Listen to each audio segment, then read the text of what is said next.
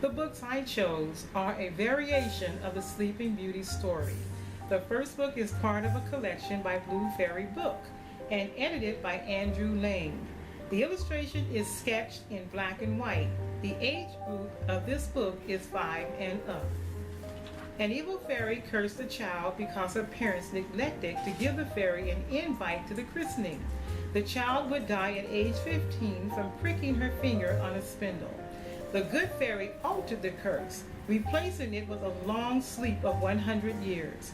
Although at age 15, the child's fate was set in the balance. She fell asleep along with everyone in the kingdom, and she was awakened by her true love, a prince who she married quickly. The book does not end with this story, but connects to another.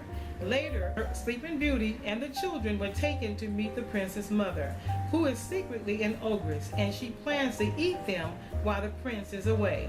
Her plans fail when the prince arrives unexpectedly.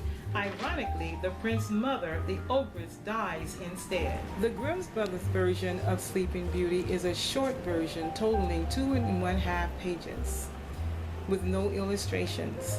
When Sleeping Beauty turned 15 in this version, she wandered into a room where an old woman was spinning. Sleeping Beauty took the wheel into her own hands and pricked her finger. She instantly fell on the bed. Then everyone in the castle fell asleep. When the king and the queen returned, they also slept. There was no mention further of the old woman. When the 100 years passed, a prince entered the castle through the briars that turned into beautiful flowers. When the prince kissed her, she awakened from her sleep. Also the king and queen and all the people in the castle were awakened. Sleeping Beauty, also known in this version as Rosamond, married the prince and lived happily ever after. In another version, Sleeping Beauty, written and illustrated by K.Y. Craft. This story setting is by the pond, and the queen receives information from a singing frog that she will have a daughter within a year.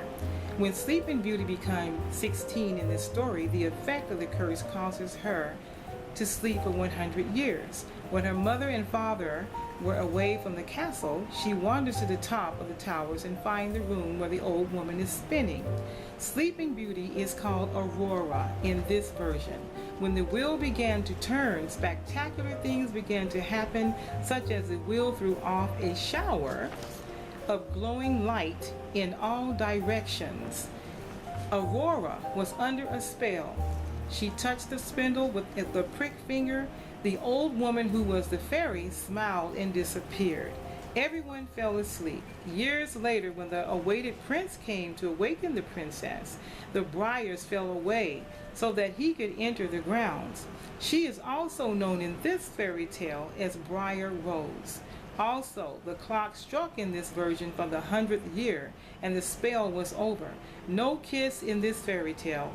The princess woke up recognizing the prince from a dream, and they were married, living happily ever after. This story is more exciting and traditional.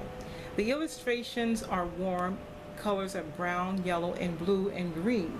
The style of the author has rhythm, as when reading the story is like singing a song. The next version is The Sleeping Beauty, retold from the Brothers Grimm and illustrated by Trina Short Hyman. This version of the fairy tale is American Toad. If the frog informs the queen she will soon have a child, it's still part of the plot. All the events follow the Grimm's version closely, with the exception that the princess becomes dizzy and looks for a room to rest. When she opens the door, a toothless old woman is spinning the wheel. When Briar Rose tries the wheel in the version, she pricks her thumb, falls asleep on the bed in the room, and sleep spread over the whole castle. After the 100 years, the king's son rescues her. The thorny bushes turns into flowers, allowing him to enter the castle. He instantly fell in love with her, and when he touched her, the spell was broken. They lived happily ever after.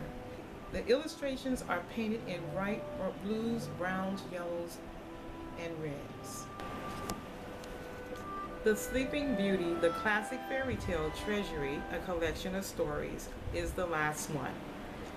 This story has the same setting and plot, but this time when the queen and king leaves the castle, the princess was pleased to be left alone, even with the warning from her mother.